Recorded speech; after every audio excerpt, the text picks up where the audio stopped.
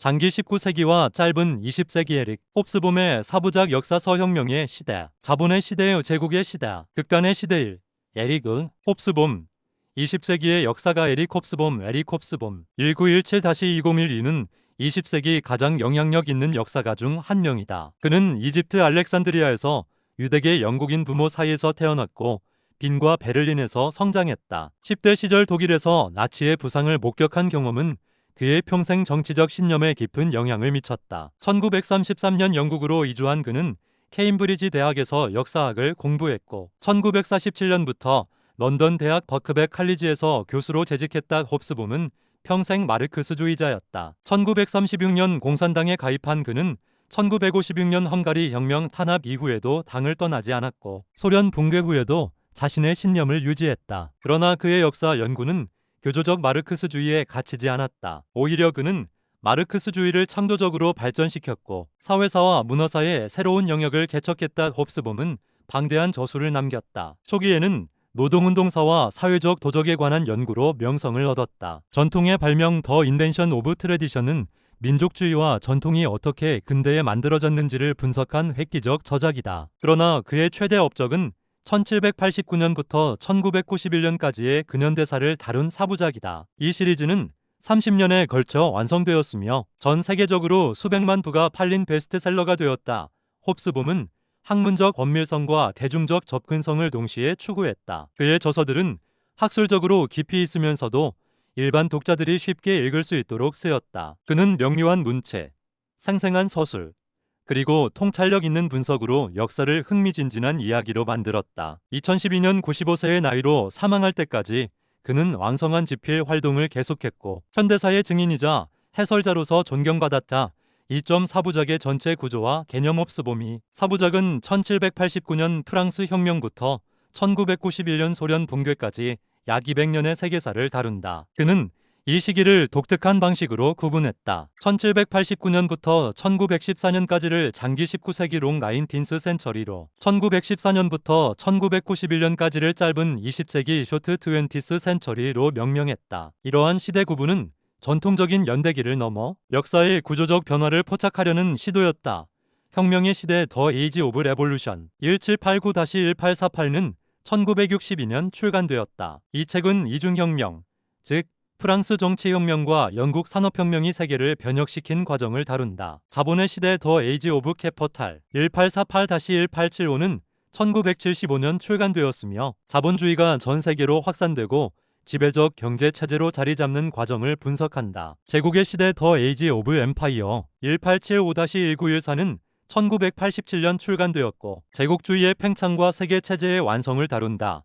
극단의 시대 더 에이지 오브 익스트림스 1914-1991는 1994년 출간되어 시리즈를 완결했다. 이 책은 두 차례 세계대전, 파시즘과 공산주의의 대결, 냉전, 그리고 소련의 붕괴를 다룬다. 홉스봄은 20세기를 극단의 시대로 규정했는데 이는 전례 없는 폭력과 파괴, 동시에 전례 없는 경제 성장과 기술 발전이 공존한 시대였기 때문이다.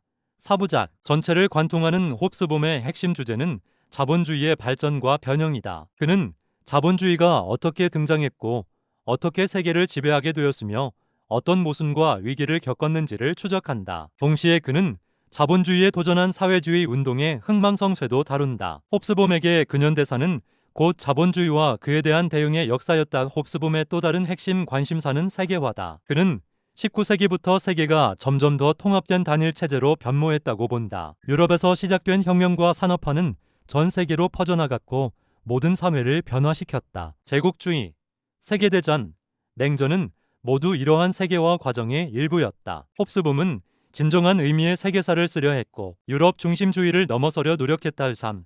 혁명의 시대 1789-1848 혁명의 시대는 홉스봄의 이중혁명 태제를 제시한다. 그는 1789년 프랑스 혁명과 1780년대부터 시작된 영국 산업혁명이 근대 세계를 만든 두 개의 축이라고 본다. 프랑스 혁명은 정치적, 이념적 혁명이었다. 그것은 구체제를 무너뜨리고 자유, 평등, 박애의 이상을 확립했다. 비록 나폴레옹 제정과 왕정복고로 후퇴했지만 혁명의 유산은 지워지지 않았다. 민주주의, 공화주의, 민족주의라는 근대 정치의 핵심 개념들이 프랑스 혁명에서 탄생했다. 영국 산업혁명은 경제적, 사회적 혁명이었다. 증기기관, 방직기, 철도의 발명은 생산 방식을 근본적으로 바꾸었다. 농업사회가 산업사회로 전환되었고 농민은 노동자가 되었다. 도시가 급속히 성장했고 새로운 계급 구조가 형성되었다. 자본가 부르주아지와 임금노동자 프롤레타리아트가 사회의 주요 행위자로 등장했다. 산업혁명은 영국에서 시작되었지만 곧 유럽과 북미로 확산되었다. 홉스붐은 이 두 혁명이 상호작용하며 근대 세계를 만들었다고 강조한다. 정치혁명은 경제 발전을 위한 제도적 기반을 제공했고 경제혁명은 새로운 사회 세력을 창출하여 정치 변화를 추동했다. 1815년 나폴레옹 전쟁이 끝난 후 유럽은 보수적 반동의 시기를 겪었다. 빈 체제는 혁명을 억압하고 구질서를 복원하려 했다. 그러나 산업화와 자본주의의 발전은 계속되었고 사회적 긴장은 축적되었다. 1830년과 1848년의 혁명 물결은 이러한 긴장의 폭발이었다. 1830년 프랑스 7월 혁명은 부르봉 왕조를 무너뜨렸고 벨기에, 폴란드 등지로 파급되었다. 1848년 혁명은 더욱 광범위했다. 프랑스, 독일, 오스트리아, 이탈리아 등 유럽 전역에서 혁명이 일어났다. 노동자와 부르주아지, 농민과 학생들이 함께 구체제에 도전했다. 비록 대부분의 혁명이 실패로 끝났지만 봉건제와 절대왕정의 시대는 끝났다. 홉스붐은 또한 이 시기의 문화와 이데올로기를 다룬다. 낭만주의 운동은 이성 중심의 계몽주의에 반발하며 감정과 상상력을 강조했다. 민족주의는 새로운 정치적 원리로 부상했다. 사회주의 사상이 등장하여 자본주의에 대한 비판과 대안을 제시했다. 생시몽, 푸리에, 오연 같은 공상적 사회주의자들이 이상사회를 꿈꾸었고 1848년 마르크스와 엥겔스는 공산당 선언을 발표했다. 4. 자본의 시대 1848-1875 자본의 시대는 자본주의의 승리를 다룬다. 1848년 혁명의 실패 이후 유럽은 정치적으로 보수화되었다. 혁명적 열기는 가라앉았고 부르주아지는 질서와 안정을 추구했다. 그러나 경제적으로는 전례 없는 성장의 시기였다. 홉스봄은 이 시기를 자본의 시대로 명명한 이유를 설명한다. 자본주의가 이제 확고히 지배적인 경제 체제로 자리 잡았고 부르주아지가 사회의 주도 세력이 되었기 때문이다.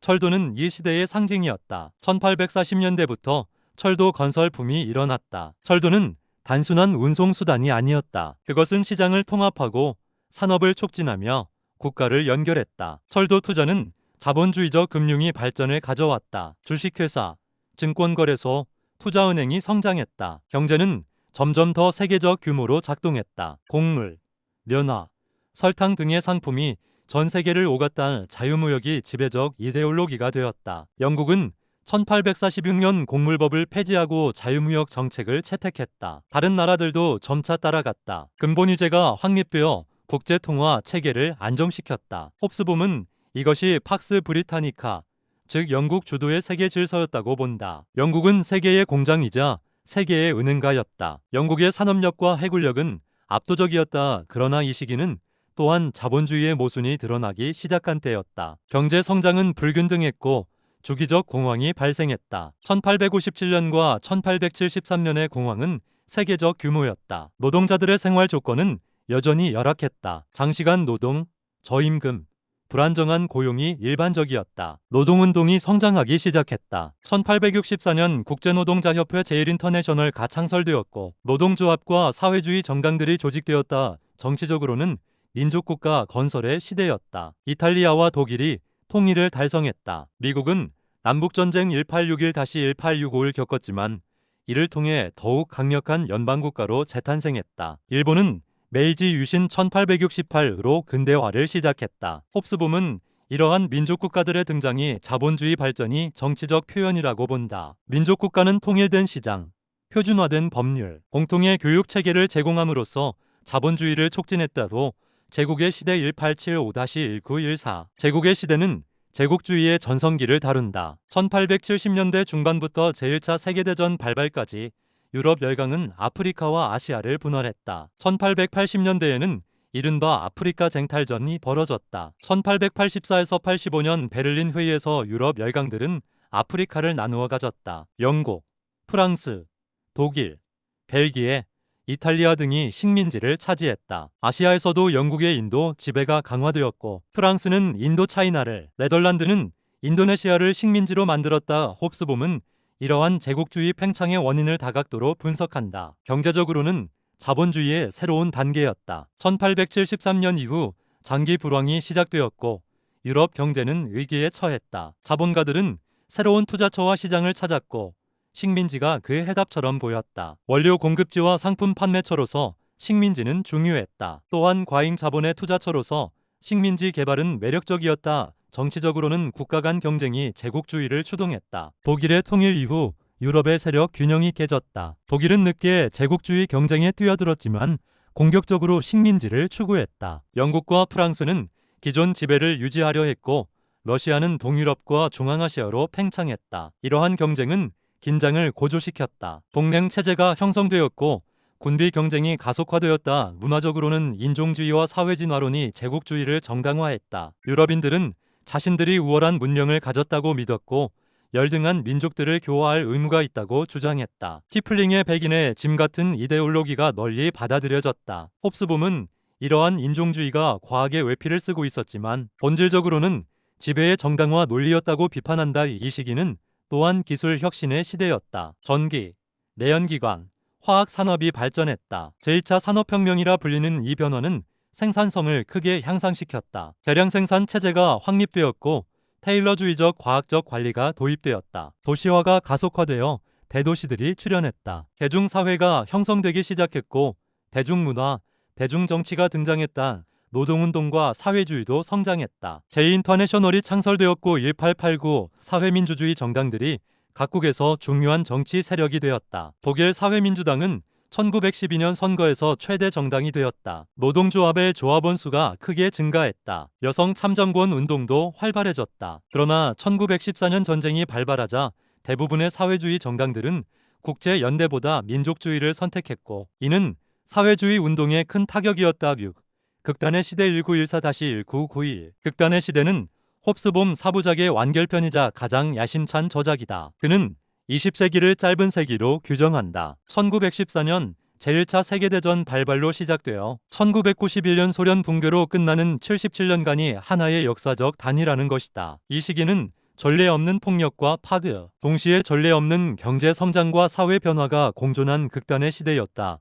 홉스봄은 이 시기를 세 부분으로 나눈다. 첫째는 파국의 시대 1914-1945다. 두 차례의 세계대전과 대공황이 이 시기를 규정한다. 제1차 세계대전은 유럽 중심의 세계 질서를 파괴했다. 4개 제국 오스만, 오스트리아, 헝가리, 독일, 러시아이 무너졌다. 1917년 러시아 혁명으로 최초의 사회주의 국가가 탄생했다. 전쟁의 참혹함은 유럽 문명에 대한 환멸을 낳았다.